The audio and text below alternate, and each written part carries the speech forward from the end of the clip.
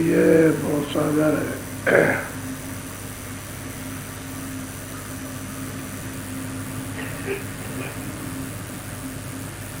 जन्म जन्मांतरों की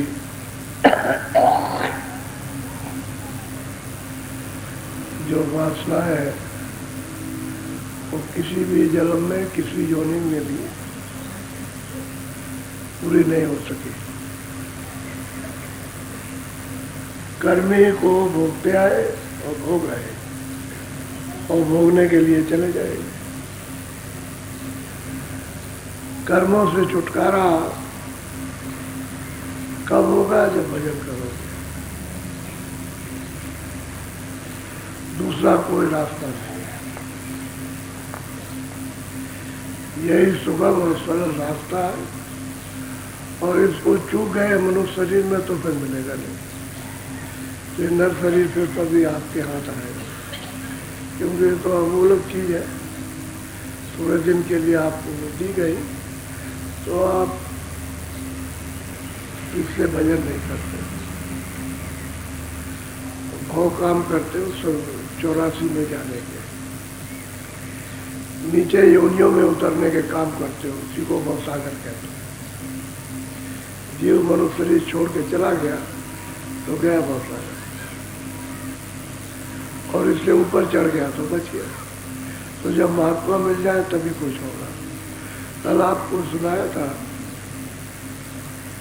कि गुरु के पास रहकर सत्संग को सुन करके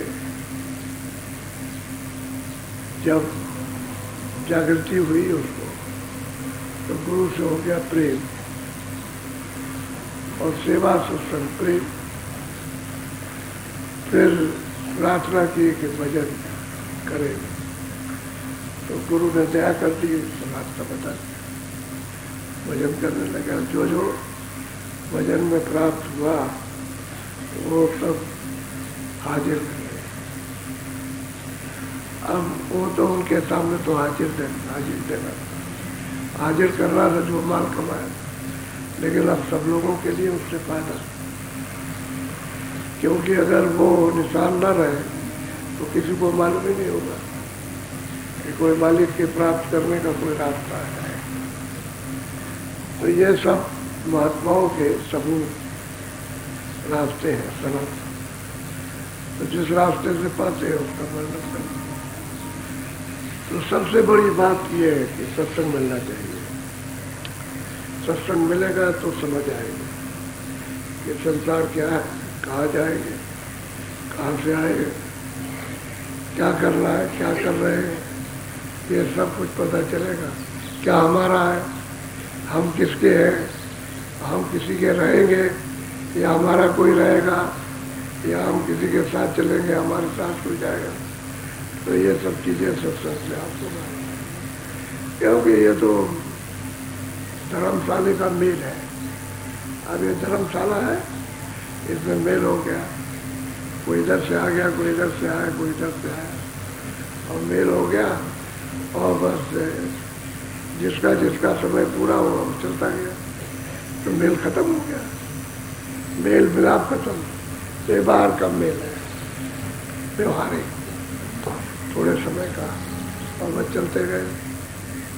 अब किसी को पता ही नहीं कि किधर से आए थे, कहाँ थे, बीच में आकर के मिल गए, कह लगे मेरे तो पहले आपका था, नाम है, हम आगे रहे। ये तो चलता हुआ है स्टेशन पर, तमाम लोग चारों तरफ से आते, वो किसी के नहीं होते, और वहाँ बैठ जाओ तो सब एक दूसरे के कि भाई किधर जाओगे, भाई किधर जाओगे, इधर जाएंगे, भाई तुम हमारी मदद कर दो। तो थोड़ी देर के लिए सब अपने हो जाते हैं, और बाद में अब चल रहे। ऐसे ही है मिला, वाले बच्चों का दोस्त मिलते, रिश्तेदारों का है, थोड़े दिन का है। बस इसी में हम जब फंस गए तो यही बहुत सागर, अपना काम तो कुछ कर नहीं पाए इस मनुष्य शरीर में, और बस यही सब करते रहे। और बस जिसका जिसका समय आया चल, यही कहते हैं बिछो बिछो, यानी बिछुड़ गए। अब कोई किसी के साथ नहीं जा सका, और जाए तो जब उसे पता हो कि भाई ये कहाँ जाएगा, तो चलो भाई वहाँ चले। अब मालूम नहीं कहाँ चला गया तो कैसे जाएगा। अब वो चला गया, उसका पता नहीं, वो चला गया, उसका पता नहीं। तो सही सच्चा रास्ता कहाँ मिलेगा, जो जगह में पुरुष होगा। अब पुरुषों की पहचान ऐसे होती नहीं, वो तो स्वभाव से भाग संस्कार जब साथ दे तो वहाँ तक पहुँच सको, संस्कार साथ में दो, खड़ जाओ, बस खड़े हो तो साथ ही नहीं देता। और वहाँ पहुँच जाओगे तो संस्कार पड़ने लगेगा, फिर वो परमार्थी संस्कार पड़ता। धीरे धीरे धीरे धीरे धीरे सब समझ आती है तो बुद्धि में विवेक होने लगेगा। सत असत की पहचान होती है कि सत्य क्या असत क्या, तब प्यास लगती है, तब उसके विचार से सुनिए ध्यान से। हाँ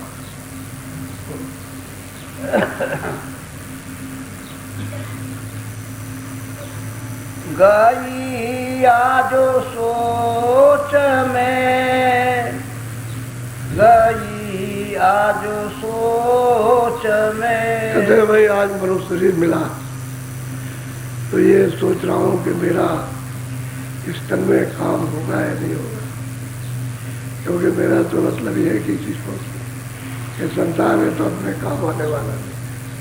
और परमार्थ सत्संग सुनने से पता चला तो मेरा बाकी समय तो निकल गया इसी सब कामों में। तो अब बनेगा कि नहीं बनेगा, अब वो तो गुरु के ऊपर है, कृपा हो जाए और तुम निशाने पर आ जाओ। घाट पर क्या हो सकती है, घाट पर नहीं आओगे तो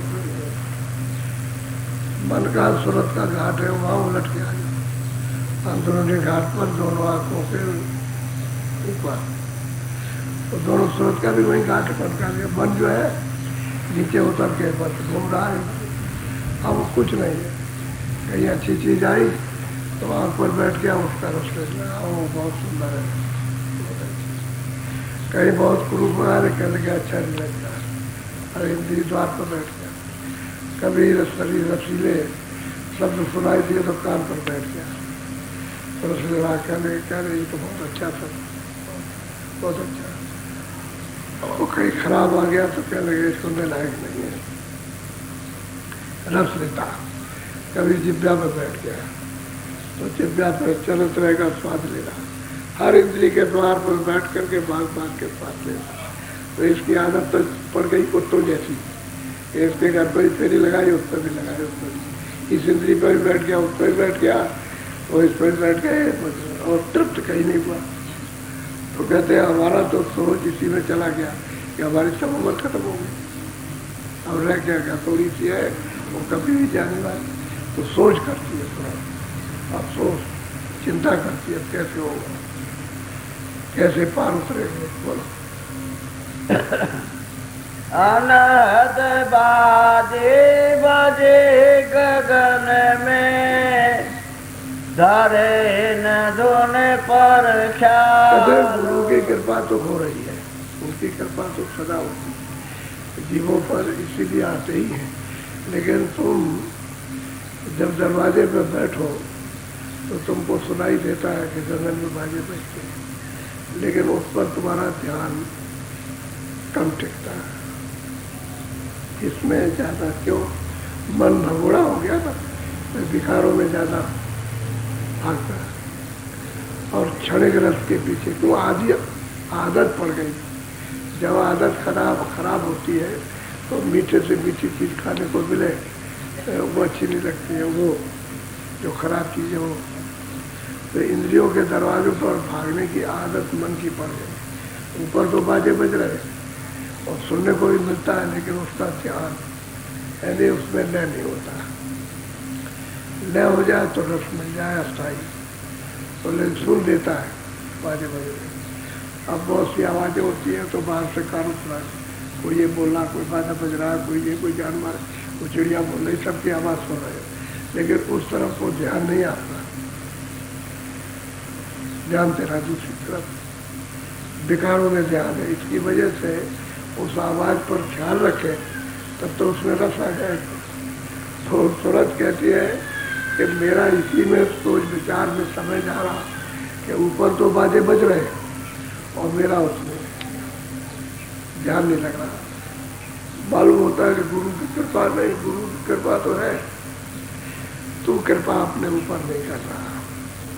गुरु की कृपा तो हो रही तभी तो बाजे बज रहे हैं, और सुनते हुए भी बाजे ध्यान नहीं देते, उसमें लय नहीं होता। बस ये तो कहते हैं फरियाद करें तो किससे? गुरु से करें कि वही किनारे लगाएंगे, वही मन को रोकेंगे, और दूसरा कोई उपाय तो है नहीं उसके पास। तो बहुत अफसोस, बहुत चिंता आप फिक्र करती है। बोलो। सतगुरु पूरे भेद बतावे, यह भर में भोजाल। कहते सतगुरु पूरे भेद बताते हैं।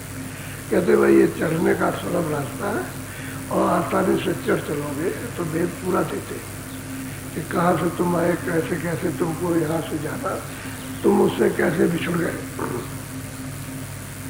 रास्ते से अलग कैसे हो गए, कैसे रास्ता छूट गया और क्या कारण हुआ। लेकिन फिर भी ये भौजाल इसमें बरमता रहता है। तो रास्ता सीधा बताते, सरल बताते और दया भी करते, लेकिन ये दया को रख भी नहीं पाते, भौजाल में बरम जाता।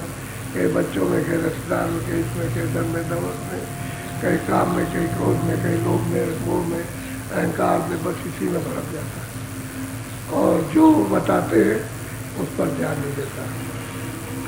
तो सूरत सोच रही है कि मेरा काम कैसे बनेगा, क्या किया जाए। क्या पूरे तो भेद बता रहे और हमारा मन भौजाल में फंस गया। अब ये पलटे कैसे, उल्टे कैसे, कैसे काबू में हो जाएगा काबू। बोलो। सत्संग सार निकार न जाने, पड़ी बहुत जंजाल। सत्संग वचन है ये जीवों को निकालने के लिए कि भाई तुम निकल चलो कलिग्राम से। मनुष्य रूपी तन कली का ग्राम है। फिर ये गिरस लेगा, गिरस का मतलब नष्ट कर देगा, सूरत को निकाल देगा, सचली को नष्ट करा देगा। ये कली का ग्राम है। तो कहते हैं कि बहुत जंजाल में फंसी, बहुत ही ज़्यादा, कैसे इससे निकलेगी। अब वो सब अपनी कमजोरी सब जाहिर कर रही है, चीख चीख करके, रो रो करके, तड़प तड़प करके। अब फरियाद तो उसकी सुन ली जाएगी, लेकिन कहने का ये है कि फरियाद होनी चाहिए, यानी चिंता होनी चाहिए, चीखना रोना तड़प होनी चाहिए, तब तो उसका इलाज भी हो जाए। और तड़प नहीं रहेगी तो फिर उसका इलाज क्या होगा। कहते हम तो बहुत जंजाल में फंसे और गुरु पूरे और रास्ता भी उन्होंने बताया, लेकिन कैसे चढ़ेंगे, कैसे चढ़ेंगे। तो गुरु तो कृपा कर रहे हैं, लेकिन हम तो इसमें फंसेंगे। अनर्थ यानी बिना काम के काम में लगे पड़े हुए, अपने काम कुछ आने वाला नहीं, और रोज चिल्लाते वही खाना खाते, वही चीज़ें पीते हो, वही चीज़ें रोज देखते हो, फिर भी आपको भी तकलीफ है, फिर भी तकलीफ है। ये रोजमर्रा का, ये इंद्रियों का पूरा काम है, काम करते हुए इंद्रियों द्वारा पूरा काम है। और मन को इसमें लगाए हुए और बुद्धि को, चित्त भी इसमें लगा हुआ है, तो कैसे इस जंजाल से निकलेंगे? अब सूरत है, सब अपने अपने मन, बुद्धि, चित्त, अहंकार सब कमजोरी बता रही है, वर्णन कर रही है और हो रही है। बोलो। कैसे कहूँ बूझ नहीं आलावे, अति भर माया काल। कहते भाई काल ने तो ऐसा कर्मों का विस्तार किया कि उसने तो नाना क्रियाओं में भरवा दिया। ये करो ठीक है, ये करो ठीक है, ये करो ठीक है, स्वार्थ की करो तो ठीक है, परमार्थ तो जानते नहीं है, ये काम करो, ये करो, ऐसे करो ठीक है, यही अपने काम का काम है और बाकी कोई काम का काम नहीं। तो काल ने तो भरवा दिया। और सदगुरु पूरे हैं, उससे पूछना नहीं आता और जो कहते हैं वो समझना नहीं आता, तो कैसे काम होगा? अब वो बार बार अपने ऊपर छुट्टी है कि कैसे करेंगे। गुरु ने तो दया की, कृपा की, लेकिन मन इंद्रियां इतनी शैतान, यानी मतलब यह है कि इतनी चंचल है कि एक क्षण नहीं रुकती, कैसे काम होगा? अब अपने को अभी तो जुड़ना चाहिए ना, कैसे काम होगा? तो फरियाद उस पूछो को समझो, जो कहे उसको, और फिर जुड़ते भी नहीं हो, अफसोस भी नहीं करते हो, चिंता भी नहीं, तड़प भी नहीं होती है। अब वो तड़प कर रही है, अफसोस करती है कि काल ने तो कर्मों का विस्तार ये दे करके भरमा दिया, उसमें लगे पड़े हुए हैं, उससे कैसे छुटकारा हो, और जो बोझा लाद लिया कैसे उसकी सफाई हो? बोलो। बिन सतगुरु बिन नाम समारे, कौन करे प्रतिपाल। सच्ची बात यह है कि बिना सतगुरु के नाम को कोई पकड़ नहीं सकता, कि वो नाम अगोचर है, और सतगुरु के बगैर कौन रक्षा करेगा? प्रतिपाल कहते हैं रक्षा करना, संभाल, जीवों को यहाँ से निकाल के संभाल करके निकाल ले जाना। कहते हैं बगैर सतगुरु के तो होगा नहीं। इससे अच्छा है कि उनकी शरण में पड़ जाए, तन को मन को दे दे, ये तन आपका है और अब जैसे चाहे वैसे करो, और तड़प तो रहनी चाहिए। तन मन दोगे तब तो अच्छा है कि उसकी सफाई हो जाएगी। जब तन मन दे दोगे तब फिर संभालोगे तो तुम्हारा कहीं जाएगा नहीं, प्रेम हो जाएगा। तन मन देने से प्रेम हो जाएगा, और जब प्रेम हो गया तो फिर लगाओ टूट गए। अब वो लगाओ धीरे धीरे कम होने लगे, उधर प्रेम होता गया तो लगाओ कम होते। ये बोझा संसार के काल ने जो कर्मों का विस्तार किया उससे लगाओ कम, क्योंकि उससे अब वो उसने जो रास्ता दिया उस पर चलने लगे, क्योंकि प्रेम जब हो गया तो प्रेम से ही अब आदेश का पालन करोगे। उसने कहा अच्छा भजन करो, ये ध्यान करो, ये प्रभाव करो, तो करने लगे, तो उसकी घाट पर महल हो जाएंगे। कहते पूरे सदगुरु जब कृपा और दया करे तभी कुछ हो सकता। तो वो प्रेम तो करते नहीं आप, और जो भी प्रेम करते हो झूठा, धोखेबाज, यानी स्वार्थ का, कि हमारा मतलब सिद्ध हो जाए, बाकी कुछ नहीं, बाकी गुरु कुछ नहीं। तो ये स्वार्थ का प्रेम।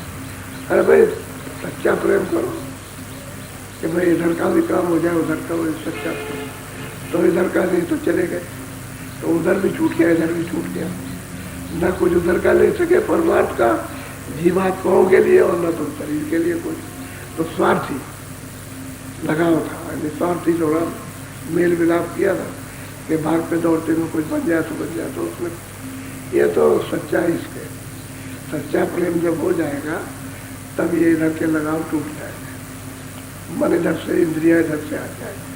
और सच्चा प्रेम नहीं होता है तो फिर आप क्रिया जो भजन की वो नहीं कर सकते। सच्चा प्रेम करना चाहिए, तो इसलिए सत्संग सुनो, उस बात को समझो और पकड़ लो। जब पकड़ लोगे तो प्रेम हो जाएगा, क्योंकि वही बात पकड़ के प्रेम होने लगेगा। प्रेम बात पकड़ते जाओ, प्रेम होता जाए, पकड़ते धीरे धीरे छूट जाएगा। ये बोल है शब्दों का बोल, ये ढीला हो जाएगा तो गांठ पे बंधे हो। ब्रह्मजाल में ये शब्दों के बोल ब्रह्मजाल है, उसमें बंधे पड़े हुए हो, और ब्रह्मजाल क्या कि मेरा है, उसका है, उसका बस ये मैं छोटा हूँ, बड़ा हूँ, इसी शब्दों के बोल में फंसे पड़े हो। ये जब बुद्धि सूझेगी तब तुम घाट पर, गुरु के घाट पर आ जाओ तो दया करने लगे। घाट पर दया, उसकी दया घाट पर। ज्वार भाटा घाट तक आता है। अगर तुम तैयार खड़े हो तो ले जाएगा, और तुम नहीं हो तैयार घाट पर तो फिर घाट तो आएगा और चला जाएगा। जो बैठा होगा उसको ले जाएगा। घाट पर जो भी बैठ जाएगा तो अंतर घाट है, तो सूरज बैठे हो, बैठना चाहिए, इंतजार करना चाहिए, उसके लिए तड़प हो कि आ जाओ ज्वार भाटा, आ जाओ ज्वार भाटा, यानी दया मिल जाए, दया आ जाए और बस एक ही जब भी मैं ही तो काम करते हैं, तो उसका इंतजार तो होना चाहिए। कहते हैं भाई पूरे संतुल मिल जाए तो बहुत ज़्यादा छूट सकता है, और पूरे नहीं मिलते हैं तो सत्संग आप सुनते नहीं, फिर जो वचन कहा जाता है उसका फल समझते नहीं हो तो भी बहुत हाल में पहुँचा जाते हैं, बस कुछ भी नहीं बन सका। अब जिसको ये तड़प आ गई वो तो अपना काम कर लेगा। अब अपनी सब कमजोरी बता रही है और कह रही है कि पूरे ये सब हमारा भ्रम है, हम फंसे पड़े हुए, लेकिन हमको पूरे मिले, अधूरे नहीं मिले। अब उसको तड़प है, अब तड़प से सब काम बन जाए। बोलो। छेन छेन पापी परे गुणन की, कोई काटे दीन दयाल। अब वो सूरत को ये सत्संग करने के बाद पता चला कि हमारी जो कर्मों की फांसी पड़ी है, जिससे हम 4 खानों में नरकों में जाने वाले हैं, कहते हैं इस फांसी को कौन काट सकता है? ये तो फांसी लगी हुई है, हुकुम कर दिया कि तुमको फांसी लगेगी, तो 10 दिन रखो, 1 महीना रखो, साल भर रखो, उसको बंद किए रहते हैं। और जब समय आया उसका तो फट फांसी चढ़ाया। कभी कभी ऐसा होता है किसी को फांसी बोली तो हुकुम हो गया, कचहरी का हुकुम हो गया कि फांसी अभी नहीं लगेगी, इंतजार करो, जब दोबारा हम आदेश करेंगे तब, तो इस तारीख तक इंतजार करो। और इंतजार तो फिर तो तीसरा आदेश कि नहीं अभी फांसी पर नहीं चढ़ाया जाए, ठहर जाओ। तो कहते हैं कि भाई ये तो कर्मों की फांसी जो लगी पड़ी हुई है, इसको कौन काट सकता है? कहते हैं कोई दीन दयाल, दीनों पर दया करने, वो तो काट सकता है, तो पूरा काट सकता है, अधूरा नहीं।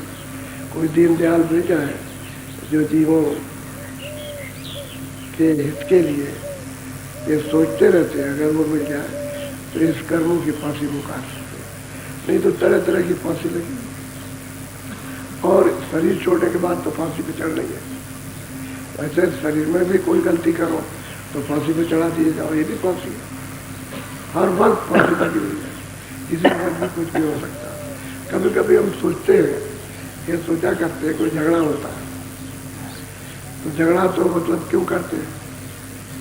अब वही बात है कि चिंतन किया, मन से कर, संकल्प कर, बुद्धि निश्चय करती है कि भाई क्या करते हो, झगड़ा हो जाएगा, मारपीट हो जाएगी, खून कचड़ हो जाएगा। तो अहंकार कहता है नहीं, चलो जो कुछ हो जाए देखा जाएगा, तो बुद्धि तो अपना काम करना छोड़ देती है। अब वो अहंकार मान गया, अब उसमें क्रोध, तो क्रोध में तो बुद्धि का आपा खत्म हो गया, वो तो विवेक खत्म हो जाता है। मारपीट हो, कहीं जंगल में हो गए, चल तो मर गया तो खबर लगी, जब एक आदमी मर गया तो भाग गया। अब बनाया जाता है, गढ़ा जाता है, किसने देखा, रिपोर्ट होगी, ये होगा, फिर मतलब लोग आएंगे जाएंगे। अब बात यह है कि जंगल में मार दिया और देखा किसी ने तो गढ़ा कि किसको लगाया जाए, किसको लगाया जाए कि किसने मारा। अब वो गढ़ा जाएगा कौन मेरा दुश्मन है, तो इसी समय तक दुश्मनी अदा कर दे। तो गवाह खड़े किए, झूठे ना उसने देखा, झूठा किसी को बताया, बातें वाला कोई और बताया, 2 गवाह कर दिए, एक नहीं 2 गवाह, और झूठे बना दिए, तो उनको पैसे दे देंगे, ये रोज गए, बस उसको गवाह कर दिया। अब किसी ने नहीं देखा, अब बस उसको गवाह कर दिया, तो सपोर्ट की कि भाई इन्होंने देखा। अब उसको कर्मचारी अधिकारियों ने देखा, और कचहरी में जाइए तो मतलब न्यायाधीशों ने भी देखा किसी ने नहीं, ना वकील ने देखा, दोनों तरफ किसी ने देखा। वो कहता नहीं, वो कहता हाँ, देखा किसी ने नहीं है। और जिसकी गवाही झूठी, गवाही जिसके सामने पेश हो रहा, फांसी पे चढ़ा दिया। तो कभी कभी सोचते हैं 99% तो यही होता है। हम तो चारों तरफ दौरा करते ना, हमारे पास तो आते ना, तो पूछते हमें भाई सच्ची बात बताओ, क्या लगा हाँ हमने मार दिया 12। लेकिन यह है कि दूसरे को फंसा दिया, दूसरा फंस गया, उसको फांसी लगे वो बच गया, झूठा। अरे मतलब यह है कि ये हाल तो आप कहते हैं कर्मों की, जो फांसी पड़ी वो तो सबके नहीं पड़ी, वो तो सब उसके वक्त को है, सब फांसी पड़ी। तो कहते हैं कोई दीन दयाल मिल जाए पूरा, और मिल जाए तो उस फांसी को कर्मों के कारण, कि कर्मों को संत है सदगुरु के पूरा जब होगा तब काट पाएगा, और पूरा नहीं होगा तो इन कर्मों को, क्योंकि वहाँ कर्मों के परे आता जाता हो तो तोड़ा देगा कर्मों, और परे नहीं आता जाता है तो कर्म नहीं काट सकता। तो पूरा मिल जाए जो कर्मों की फांसी काट दे, नहीं तो इसी का तो बंधन है कर्मों का। इसी से हम 4 खानों में जाएंगे, गधे की होनी, बिल्ली की होनी, चोर की होनी, इसकी पंछी की होनी, कीड़ों की होनी में जल में जाएंगे, फिर इससे ज़्यादा कसूर करेंगे तो नरकों में जाएंगे, तो वहाँ यात्राएं दी जाएगी, तो फांसी तो पड़ी है, बचने वाला तो कोई। कहते कोई दीन दयाल मिल जाए तो बचा ले। अब इतनी तरफ हो गए कि कोई दीन दयाल मिले तो कर्मों की फांसी से बचा ले, नहीं तो अब उसको चिंता ही नहीं। अब इतनी फिक्र है कि उसको उस फिक्र में खाना अच्छा नहीं लगता, रात को सोना अच्छा नहीं लगता। जब फिक्र हो जाए फकीरे खा जाए, फिक्र फकीरे नींद उड़ा दे उसकी, आराम को आराम कर दे। मालिक के लिए जब फिक्र हो गई कि मालिक का दर्शन दीदार हो और काल के देश से कर्मों की फांसी से बचत हो जाए, तो कोई दिन ध्यान करे। अब इतनी तरफ हो गई, सब अपनी अपनी कमजोरी सब ध्यान की, और हमेशा हर शब्द पर यही कि अगर कुछ मिलेगा तो दया करेगा, बगैर उसके लिए बोलो। काम क्रोध आशा और तृष्णा यह घट भारी पार। कहते हैं इनका जमाव है, काम का, क्रोध का, लोभ का, मोह का, अहंकार का, और तृष्णाएं होती हैं शाखाएं, तरह तरह की शाखाएं तृष्णा लगी हुई।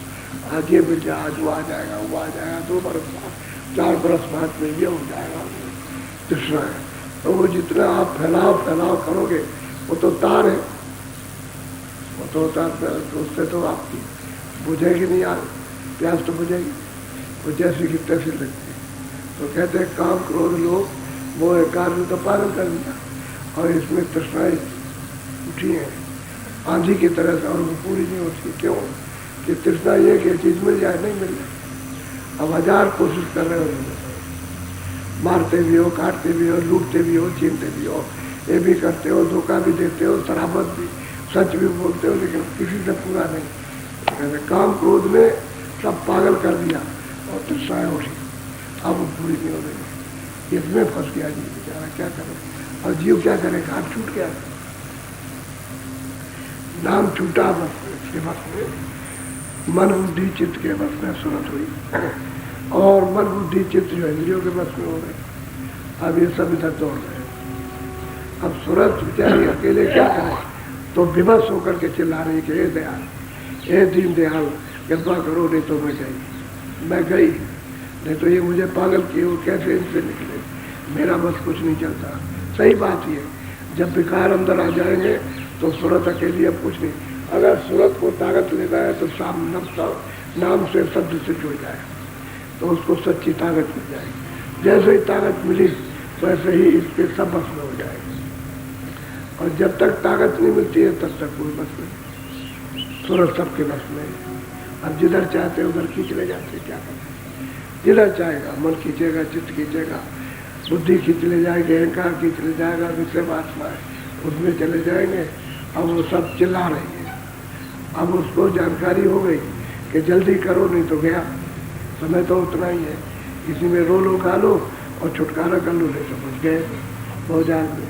तो फांसी लग जाएगी तो कोई छुड़ाने तो आएगा नहीं, और फांसी तो जगह जगह लगती रहती है, हर जगह फांसी में जीव चढ़ता रहता। बोलो अग्नि उठ उठ बुझ जावे, क्यों कर करूं समा। सूरत चिल्लाती है कि बरे की अग्नि उठती है, मालिक के दीदार दर्शनों के लिए और जो सत्संग में वचन सुने हैं उसके पालन के लिए मेरा अग्नि उठती है और फिर बुझ जाती है। झकोला आता है, विषय वासनाओं का झकोला आता है, उसमें बुझ जाएगी और फिर उठेगी, फिर बुझेगी, फिर उठेगी, फिर बुझेगी। अब ये तो कहते हैं कैसे बचे? बिना दया के तो बच नहीं सकते, दया हो जाए तो बच जाए। अब इतनी इच्छा तीव्र तो होनी चाहिए कि मेरा अग्नि उठती है मालिक के दर्शन दीदार के लिए, कृपा लेने के लिए दरवाजे पर, और झकोलों की वजह से फिर बुझ जाती और फिर उठती है और फिर बुझती है। तो इससे अच्छा है कि सत्संग सुनता रहे, आग लगती रहे। तो सब अपनी अपनी छाया छोड़ते हैं और उसमें हम पीड़ित हैं। तो गुरु कृपा और दया करो कि इससे बचा लो, जल्दी से बचाओ, नहीं तो शरीर का समय पूरा हो रहा, किसी दिन भी जा सकता है। लेकिन शरीर तो किराए का मकान है, उसके लिए सौसों की पूंजी गिनती की मिली है, वो तो सब खत्म होती हुई जा रही। अब वो चिल्ला रही कि कल अगर खत्म हो गई तो फिर सही मिलेगा, फिर तो चले जाएंगे। इसलिए जल्दी बचाएंगे, दया की घाट पर बैठ के चिल्ला रही। बोलो तो दूत दोष अब मोहि सतावे, अपनी छाया डाल। सूरत शब्द मार्ग बिन पाए, कैसे हो निहाल। सूरत कहती है बात सत्य है कि सूरत शब्द मार्ग बिना पाए हुए और इसका छुटकारा नहीं, इससे नहीं छूट सकते। सही बात तो यह है कि इसको मिल गया, अब आपको उपदेश कर रहे, इसको तो सूरत शब्द मिल गया, ये तो इस छाया से निकल गई, लेकिन वो सब पीछे का हवाला, सब पीछे का दे रही कि जब मैं गुरु के पास भी आया था तब मैं क्या थी और किस किस तरह से मुझको तंग किया, हैरान किया। मतलब है वासनाओं ने, कामनाओं ने, मित्रों ने, इन्होंने उन्होंने, दोस्त मतलब कैसे सताते थे। तो वो सब पीछे का सब वर्णन सब करे। लेकिन यह है कि सूरत शब्द में इसका मिलाप हो गया। तो कहते हैं कि बिना सूरत शब्द पाए छुटकारा नहीं हो सकता। ये उद्देश्य तो आपके लिए हो गया, उसका तो काम बन गया, उसने तो अपना बना लिया। तो पीछे का जो अपना उपदेश करती है वो दूसरों के लिए कि उसने कैसे कैसे चिल्ला के अपना काम किया। ये तो सोचने की चीज़ है, कितना रोई, कितना पश्चाताप किया, कितनी तड़पी और संसार से कितना बचना चाहा और क्या चीज़ है चीज़ उसने जानी कि किस तरह से ये दुष्टदूत जो है अपनी छाया मेरे ऊपर डाल के फांसी लगाए हुए और कभी भी मुझे ले जा करके और चढ़ा सकते हैं फांसी पर। ये सब और वो कहती है कि बिना शब्द पाए छुटकारा इनसे नहीं हो सकता। आखिरी निचोड़ ये है कि सूरत शब्द का अगर मिला हो जाए तो इनसे छुटकारा सकते। क्यों कि शब्द को ही आपने छोड़ा है घाट पर। जब सूरत आई थी तो स्तन पर बैठे तो ऊपर का शब्द पकड़े हुए थे, नाम पकड़े थे, वही नाम ले आया था, शब्द ले आया तो यहाँ बैठा दिया, पकड़े थे। तब तो आप चढ़ जाते थे ऊपर, यहीं से चढ़ गए, दरियाए चढ़ गए। लेकिन जब उसने इसमें लगा दिया अधिकार देकर के पाप पुण्य में कर्मों में कि तुम कर्म करो अपना अपना फल प्राप्त करो, हमसे इससे क्या मतलब, हमने अधिकार अपने देश का तुमको सबको दे दिया कि अच्छा ये बुरा अपना करो, अपना अपना भोगो। और हमने उसके लिए 4 खाने 84 लचीनियाँ और नर्क बना दिए कि इसमें से करो तो बंद करेंगे और अपने कर्मों का जो ऋण है उसको वसूल करेंगे। हमने तुमको आदेश देते हैं ना, तुमको बना करते। अब ये जब जान लिया सतगुरु के वचनों द्वारा और जब सूरत में चढ़ाई की, ये सब देखा तो चिल्लाने लगी।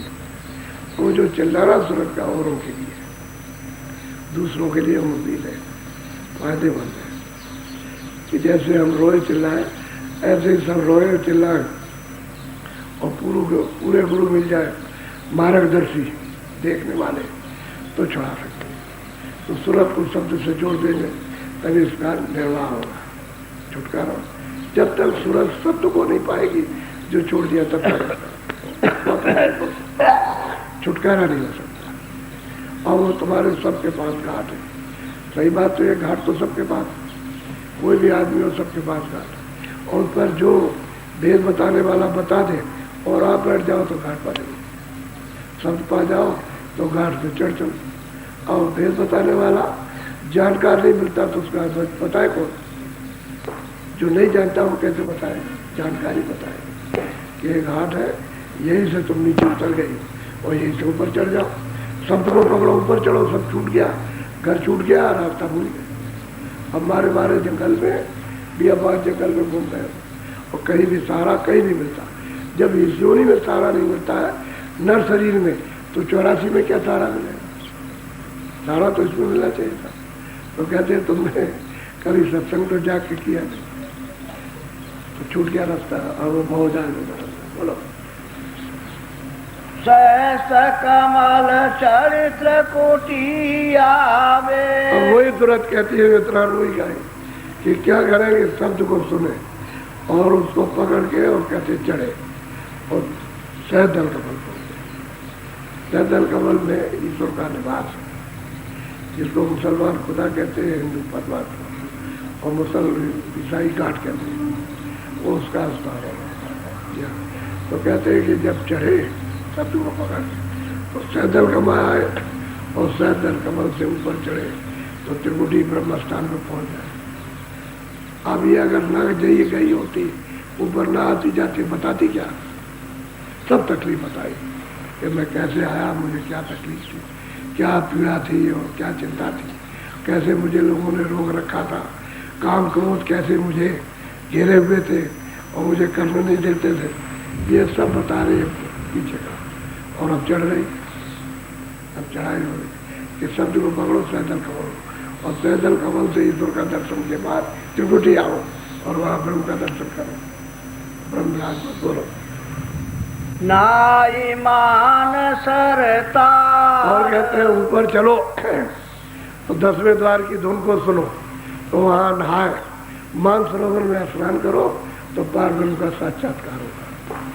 क्योंकि वो इतना प्रकाश है कि स्वराज से बगैर मानसरोवर में उस प्रकाश में स्नान किए हुए बर्दाश्त नहीं कर सकती। इसलिए जो सुनते जाएंगे तो मानसरोवर में सबको स्नान करना। इतनी गहरी लाइट उस सरोवर में, वैसे अमृत कहा जाए तो सरोवर तो उसमें आराम करा, वो तो अथाह है, उसमें स्नान करती है तो वो बर्दाश्त करती है, उसमें कोई बर्दाश्त करती है उस शब्द को। तो वहाँ स्नान पड़ा, कहते हैं कि नहाए, स्नान कर और फिर चलो ऊपर में पार ब्रह्म का दीदार दर्शन होगा। मुसलमानों का वो खुदा है, हिंदुओं का पार ब्रह्म। अब सब लोग एक बराबर कह देते नहीं, ईश्वर और ब्रह्म और पार ब्रह्म ये वो सब एक है, एक कैसे हो जाए? अरे ब्रह्मा अलग है, विष्णु अलग है, शिव अलग है, अलग अलग है, काम सबके अलग अलग। विष्णु का काम उत्पत्ति करने का, ब्रह्मा का काम। विष्णु का काम पालन पोषण का, ब्रह्मा का उत्पत्ति, और शिव जी है संहार करते हैं, सबका काम अलग अलग अलग बटा हुआ काम। ये कैसे हो जाए? कहते नहीं ब्रह्मा विष्णु तो आद्या सब एक है, एक में। और फिर कहते हैं कि नहीं आद्या शक्ति है वो सब एक है, माया आद्या शक्ति अलग अलग, आद्या शक्ति अलग है, माया अलग। आद्या शक्ति जो है वो ईश्वर की निरंजन भगवान की अर्धांगिनी, और माया ब्रह्म की अर्धांगिनी, वो उसकी अलग अलग सबका काम, और सबको सब एक करते हैं।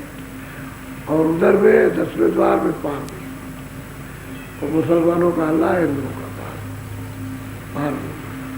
तो कहते हैं मानसा निर्भर हो गई और तब उस पार का दीदार होगा, दर्शन होगा। अब वो चढ़ के देख रही है, उसने ईश्वर को भी देखा, ब्रह्म को भी देखा, तो नीचे के जितने भी लोग हैं सबको देखा, सब में गई।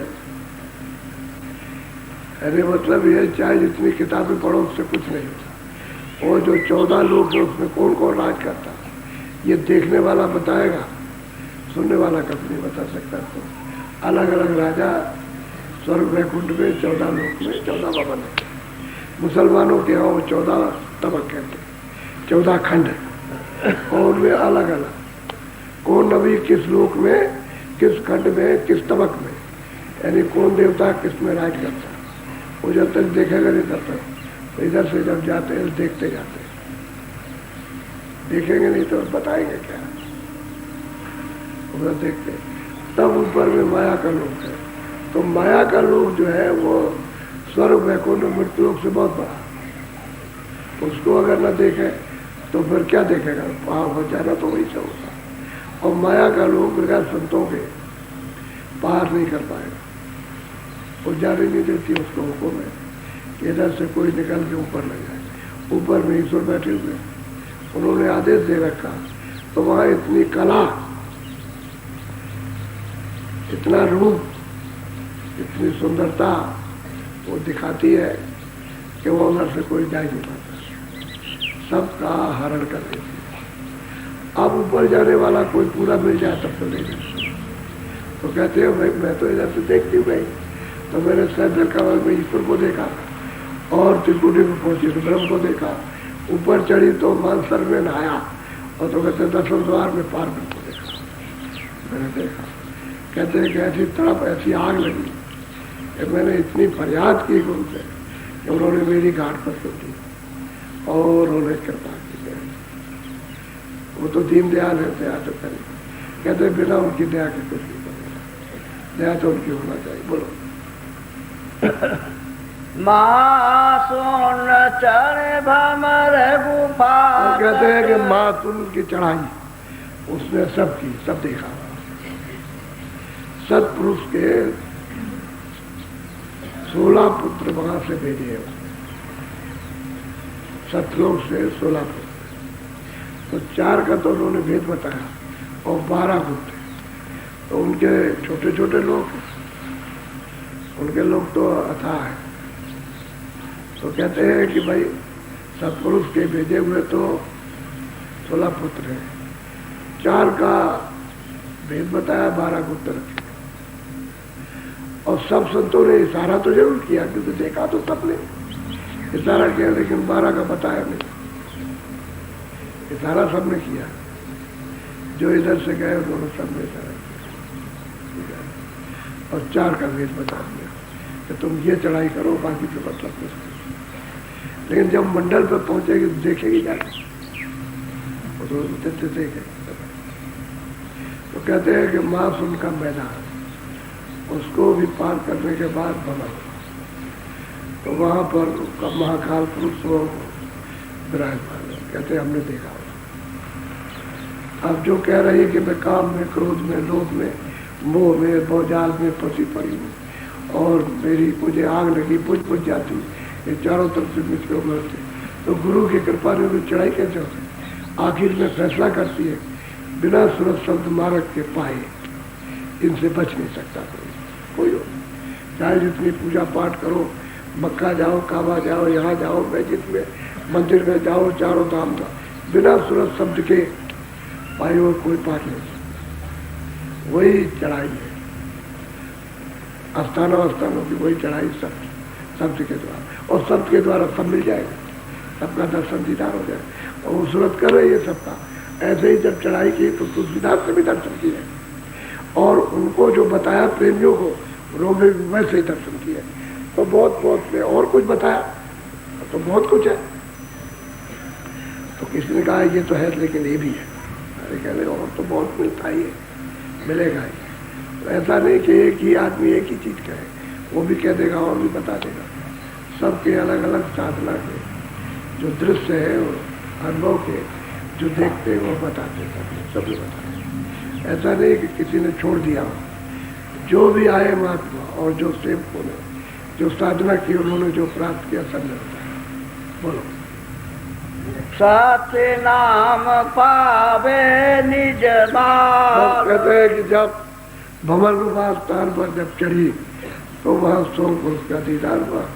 आगे चल करके कहते हैं कि मतलब सतपुरुष है, वो है सबका करता धरता। ये सब रचना सब सुरते वहीं से आए। सारा जितना मसाला वो सब 16 जो उसके पुत्र है सब उन्होंने वहां से भेजा, वहीं से आया। जितने उन्होंने खंड बनाए, अनंतो खंड अनेक तो त्रिलोकियां, सब उन्हीं के बनाई सत्पुरुष की। बीच में और किसी की रचना नहीं है। ये तो राज दे दिया और मसाला दे दिया कि तुम इसको मिला करके और फिर अपनी रचना करो अपने अपने लोगों को। तो मसाला जब मिल गया सब, तो फिर अपने अपने लोगों में फिर उसने रचना की। तो रचना की तो उसने बिरोली ये सब मिट्टी, अग्नि, वायु, आकाश सबका पहले तो सब सत्पुरुष में था, सब उसी में था। और उसको उन्होंने खारिज कर दिया, निकाल दिया। तो इनको सबको दे दिया, कहा जब ये मसाला है। तो किसी को स्थूल दिया, किसी को लिंग दिया, किसी को सूचन दिया, किसी को कारण दिया, किसी को कुछ दे दिया। सबको अलग अलग मसाला दे दिया, दे दिया। और अपने मसाले को पा करके फिर उन्होंने अखंड में तपस्या की। इतने कल्पों तक किए है कि कागज में कोई लिख नहीं सकता। इतने कल्प बीत गए, ये 16 मतलब उन्होंने तब किया। तो इतने दिन के बाद फिर सत्पुरुष प्रसन्न हुए। फिर इनसे कहा ऐसा तुम क्या चाहते हो?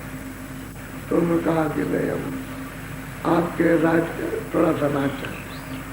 तो खुश हो गए, प्रसन्न हो गए। कहा जय ऊपर, हमने तुमको दिया तो सुनते नहीं देंगे सतलोक से इनको, तो फिर रचना नहीं हो। कोई किसी मंडल पर रचना नहीं हो, किसी लोक में भी कोई रचना नहीं हो सकती। तो सुरतों का एक छोटा सा एक ढेर, छोटा सा सब लोगों में तकलीफ कर दिया, सबको दे दिया।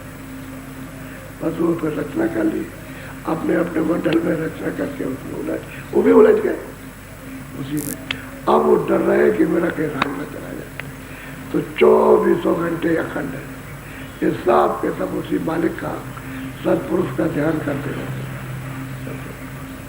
सब उसी का ध्यान करते 24 घंटे। ये अपने अपने लोगों में तो और काम करने वाले और हैं, ये कोई काम नहीं करते। ये तो अपने मुकाम पर बैठ के अखंड ध्यान सब करते। जैसे सैजल कमर में निर्जन भगवान ईश्वर ने, खुदा ने इनको सबको, ब्रह्मा विष्णु महादेव को 33 करोड़ देवता, 9 करोड़ दुर्गा, 10 करोड़ शंभु, इनको सबको सपोर्ट कर दिया। ये सब काम तुम संभालो। वो कुछ नहीं करते, वो तो बैठ करके अखंड ध्यान मालिक का करते अपने मुकाम से। जा तो सकते नहीं, अपने मुकाम को छोड़ नहीं सकते, कोई भी नहीं छोड़ सकता। जो जहाँ बैठा वही रहेगा। न ऊपर जा सकते, आप ऊपर जा सकते, नीचे आ सकते। ये जो सूरत बैठी है दोनों आंखों के नीचे, ये शब्द को पकड़ के ऊपर जा सकते, नीचे आ सकते, लेकिन ये नहीं ऊपर जा सकते, न नीचे आ सकते, न यहाँ उतर के आ सकते और न ऊपर जा, अपने मुकाम पर करो। तो देखो किसको सुविधा मिली? आपको सुविधा उसके पास जाने की मिल गई, इनको किसी को नहीं मिली। ये सब अपने अपने मुकाम पर रहेंगे। इसलिए वो संत मिलना चाहिए जो इस सबका राज जानता हो, सबका भेद जानता हो, सबके पास से गुजरता हो। ऐसा कोई पूरा मिल जाए। और सूरत कहते हैं कि मैंने तो इतनी विनीत प्रार्थना तड़प से की और मेरे ऊपर जब मेहर हो गई, दया हो गई, तो मुझे उन्होंने रास्ता दे दिया और सूरत को शब्द के साथ जोड़ा था मैंने चढ़ा। अब वो कहते हैं भवन गुफा के ऊपर में, वो ऊपर में मतलब सतनाम सतलोक में सत्पुरुष। अब वहाँ उन्होंने दीदार किया, दर्शन किया सत्पुरुष का। अब वहाँ से सब दिखाई देता है, कैसे रचना हुई, सब समझ में आता है, विस्तार कैसे हुआ। अब वहाँ तो मतलब ये आता, अरे मतलब यह है कि सागर है ज्ञान का भंडार सब का, तो सब मालूम होता है, सब पता चलता। बोलो दया करो अब सतगुरु पूरे, बेटो यह दुख सार। कहते हैं कि गुरु, पूरे गुरु मेरे ऊपर दया करो। मुझे तो मतलब ये है कि डर लगता है कि वापस लौट के न चला जाए।